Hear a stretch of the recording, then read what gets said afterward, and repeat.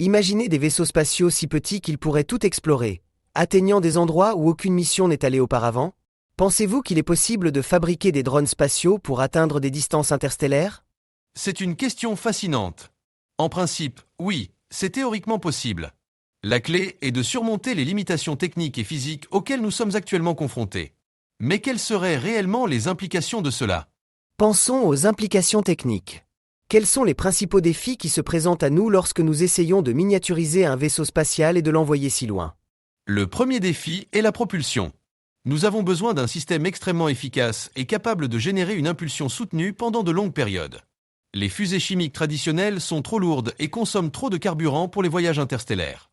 Alors, quelles alternatives avons-nous?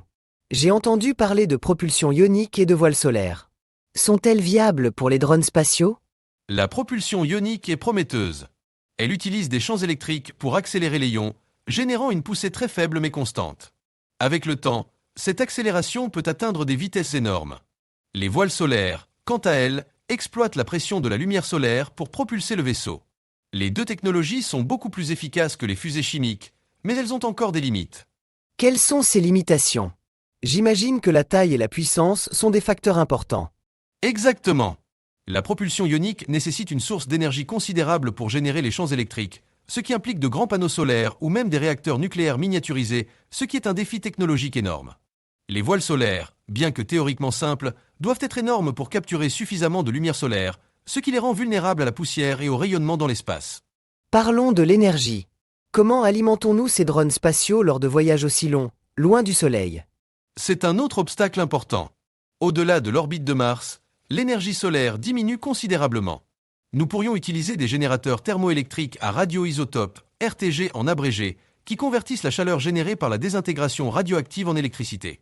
Mais ils sont lourds, coûteux et suscitent des controverses en raison du matériau radioactif qu'ils utilisent.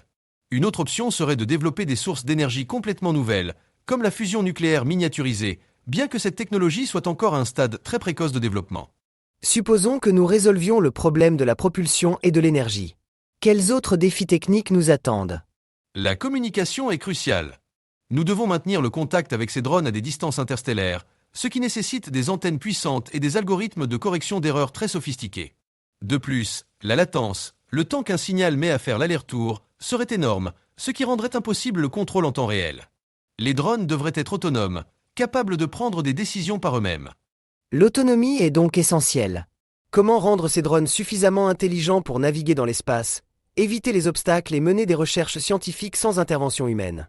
Cela nécessite une intelligence artificielle avancée. Nous devons développer des algorithmes capables d'analyser les données des capteurs, d'identifier les schémas, de planifier les trajectoires et de résoudre les problèmes de manière indépendante. Nous devons également les rendre résistants aux radiations et aux fluctuations de température extrêmes de l'espace. Vous avez mentionné le rayonnement. Comment protégeons-nous ces drones des effets nocifs du rayonnement cosmique et des particules solaires? Le rayonnement est un problème majeur. Il peut endommager les composants électroniques et dégrader les matériaux du vaisseau. Une option consiste à utiliser un blindage, des couches de matériaux denses qui absorbent le rayonnement.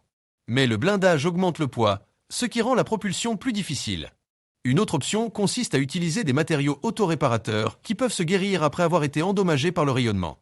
Et en parlant de matériaux, de quel type de matériaux avons-nous besoin pour construire ces drones spatiaux?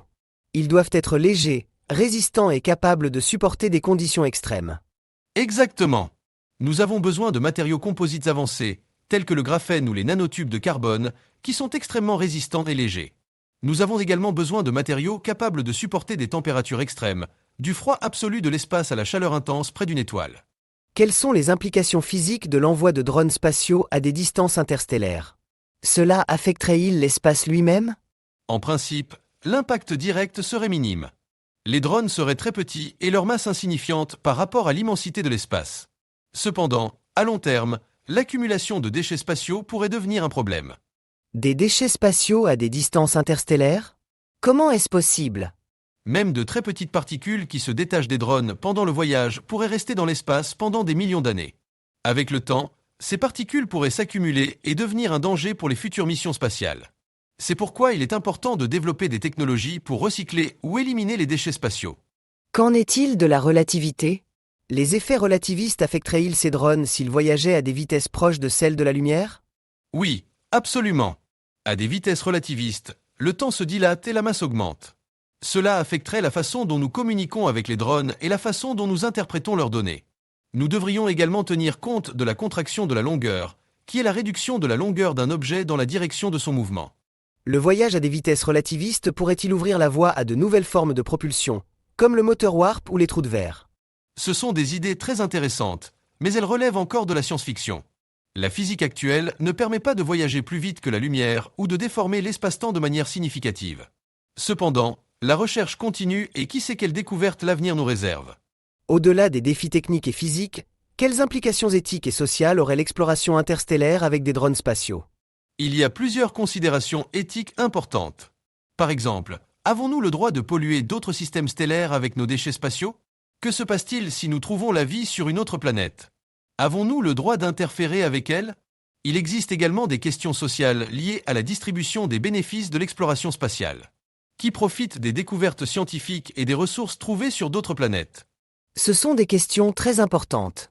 Nous devons avoir un débat mondial sur ces questions avant d'envoyer des drones spatiaux vers d'autres systèmes stellaires. Absolument. L'exploration spatiale doit être un effort collaboratif et responsable qui profite à toute l'humanité. Et quels seraient les avantages potentiels de la fabrication de ces drones spatiaux? Que pourrions-nous apprendre sur l'univers et sur nous-mêmes? Les avantages seraient énormes. Nous pourrions découvrir de nouvelles planètes habitables, trouver des preuves de vie extraterrestre, en apprendre davantage sur les origines de l'univers et développer de nouvelles technologies qui pourraient transformer nos vies sur Terre. L'exploration spatiale est un investissement dans notre avenir. En parlant d'avenir, quelle est votre vision? Quand pensez-vous qu'il sera possible d'envoyer des drones spatiaux vers d'autres systèmes stellaires? Il est difficile de prédire avec exactitude. Cela dépend de la vitesse à laquelle la science et la technologie progressent. Mais je pense que dans les 100 prochaines années, nous pourrions voir les premières missions interstellaires avec des drones spatiaux. C'est un objectif ambitieux, mais pas impossible. C'est excitant de penser aux possibilités. Merci d'avoir partagé vos connaissances et votre vision avec nous. Le plaisir était pour moi.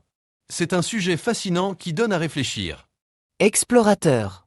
Nous espérons que vous avez apprécié cette conversation sur la possibilité de fabriquer des drones spatiaux pour aller plus loin que toute autre mission spatiale. Si vous avez aimé cette vidéo, n'oubliez pas de l'aimer et de la partager avec vos amis. Et le plus important, abonnez-vous à notre chaîne pour ne pas manquer nos prochaines vidéos.